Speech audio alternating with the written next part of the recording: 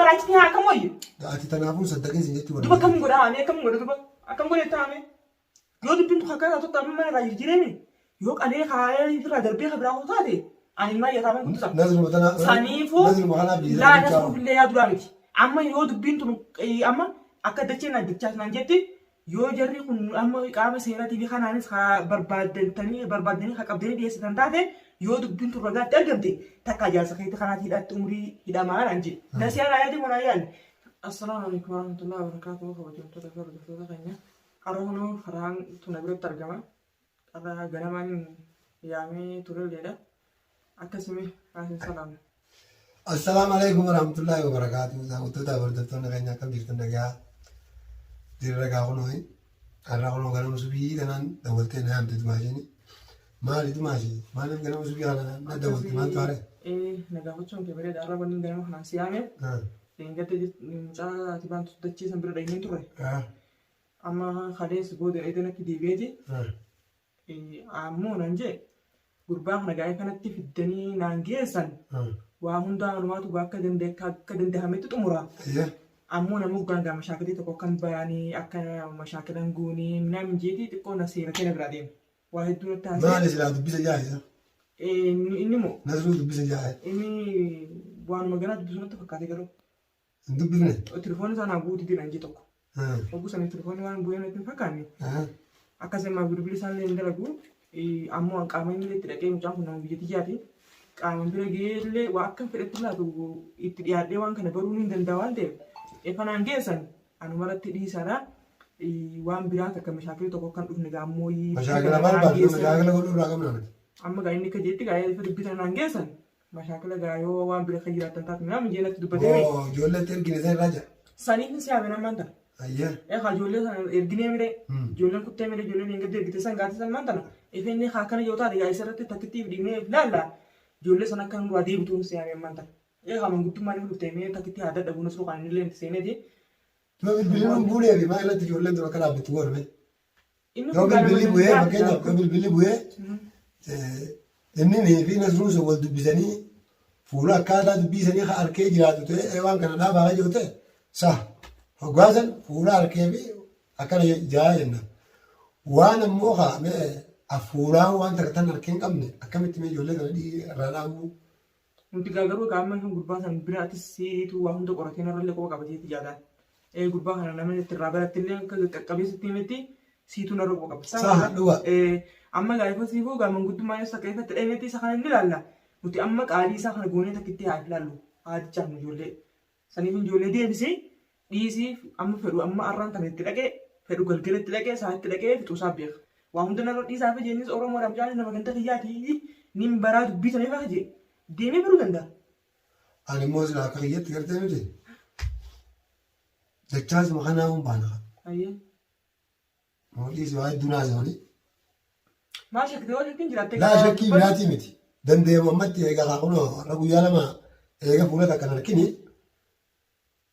Yoo haa mana isaa haa beekutee ammaa bilbila biraa bilbila nasruu haa beekutee irraa barree ammaa bilbila sun irraa fudhannee nuti tarkaanfii teenya nu barbaachisu. Fudhachuutu irratti. Akkasitti atamma tajaajila jira ajjeesu danda'u gadaabaddu hin danda'amu akkasitti eefa inni warra biyyaatti deemanii nam beekan gurbaan kun nasruun agarree akkamitti ijoollee kan dhaabaa yennaan gurbaa kanaa amma firdi harkan illee gadda. Amma gaa'ii maalti beekamu fiidiyoo takka gadhiisan takka wanniidha manaa hojii jijjiiran jedhee dubbatu jira immoo kam mana irraa manaa bakka jiru sanii nuti barbaada ijoollee ergitisan faana arganinsa ijoollee tochitti dhaqee wallee mana jala to'atee bakka argee basaasni himeefinsa manaa sanii baasanii jijjiiranii irraa gubbarra. Mana haaraa fiidiyoo takka kan argan mana haaraa yaan jiran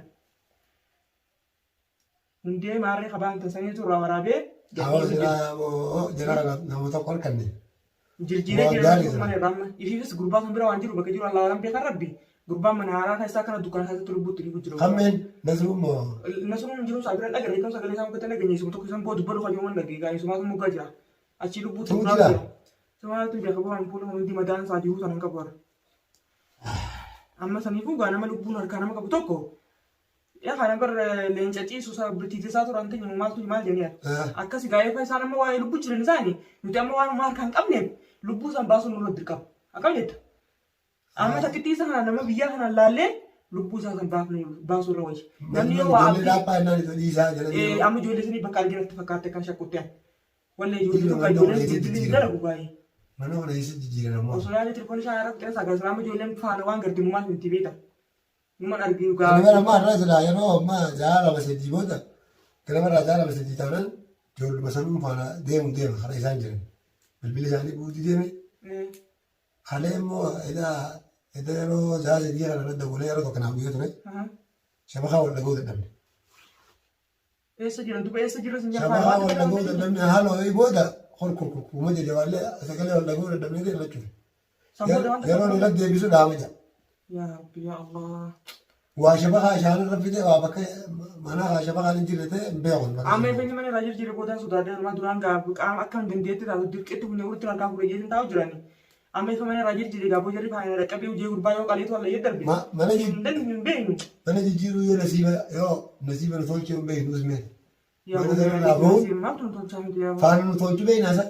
Faana toluu kanaatu jiraasa. Amma na dhagee faraan. Amma inni siyaame amma yoo dubbii tan qaama mootummaanis mujrimtoota kanaan ijoollee kanaanis amma hajara deemnee kan qabnu taate. Amma dubbii tan addananii hubannaa waan keessa qabu qabu. Jaarsa yaa kun deemee eega garee booda wajjin deemee taraa kanaan. Malee amma saddeetan kun waan duraati. Yoo gaa dubbiin nasuun jawwatuun gaamma ni sheekti gaa yoo minaan baata hadhugaa taatu taate mootummaanis warra kana kana wayii isaaree amma innis umrii hidhaa ta'a. Yoo silaa gaa haqaa rabbiin tajaajila fayyaa godhee nasuun daba hatti deemu taate nasuunis abbaa ilmaan itti qabamuu isaa kan oolu. Laa yaadu biraatti hin baane. Innis yoo dubbiin tun cubbuu hatti taate bakka isaa irra bakka mootummaa nageenya irra jee yoo fedhe jaarsa fayyaa jeessa har'a gabaabsee baduu dandaasi. Eessatti argee qabu kusan. Eka yoo cubbuu taate dubbii kan inni waan godhuuf jiru ni beekamu hin beeku nasuun kun. Dhibbaan dhibba beekaman. Eka nutumaa irraa guban qabne malee. Yoo dubbiin tun akka taatu amma mana irraa jirjireemi. Yoo qalee kaayee irraa darbee kan biraa taate ani immoo yaataman guddisa. Saniifuu laa nasuuf illee yaadu miti.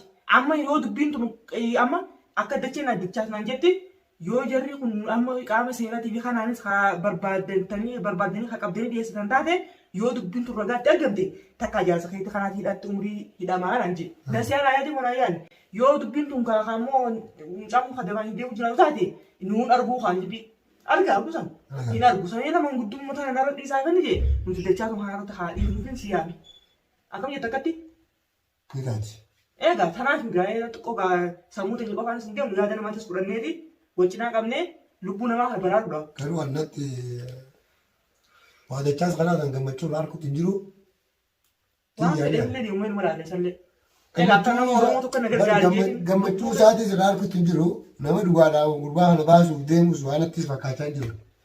Yeroo itti dhahee itti dubbannu sanuu dubbii isaa irra deeme nasruu.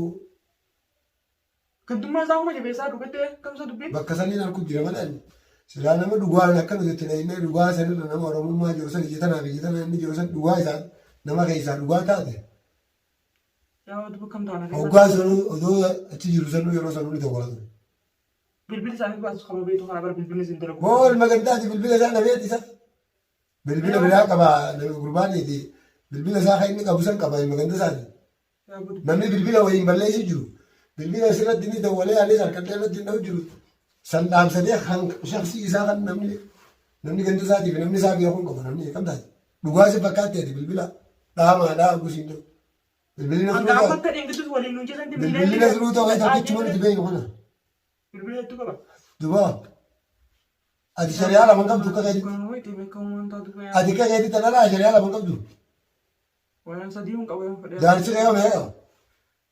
Innis akkasuma qaba hunda hashaafa. Ani mataan kiyyaan akkasumatti isa jimaa kan qabu. Taanaa na bira jirti yoo. Aya yeroo sun dhaamaa ta'e tanaa shida. Taniin ittiin dalagu fakkeenyaaf dalagaa bakka naamara bajittu tabiraati. Tanaa fi Oromoo waliigala akka tokko waliin beeku tabiraati. Amma akkam wayyitu mana maraachini haa akkam wayyi. Ati tanaafuu saddaqinsi jechuudha. Duba akkam godha ani akkam godha duba akkam godha taame. Ani karaa itti jirru kana jettumu deemuudhaan sin jaa. Karaa eenyutanii gurbaamaa kana dachaas kanaanis dura milkooyne.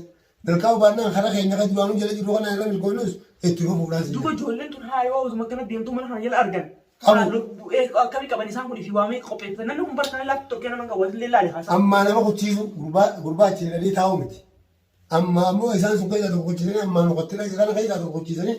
Kan isaa qaban kuchisuuf Dubbiin gara mootummaa dabala. Hin taane kanneen boo haayi maal taateetti lubbuu namaatiin fedhamee. Akkana gootee yoo isa harkaa qaban san gabaabsanii ifidhaan yoo fedhan. Amma akkana taanaan. Haayi akkamitu karaa gadeetti kun annaa taane. Laa akkanatti illee taane yaannan kan kifaan illee fudhadhu illee. Anamma haana kijibu malee harma dachaasan inni nama biyyaatiin an Oromoo akka Oromootti malee. Haa ijoollee haa ijoollee naa jala deemtee jala galeetu yoo harkanillee akka seenanitti hin dubbanne.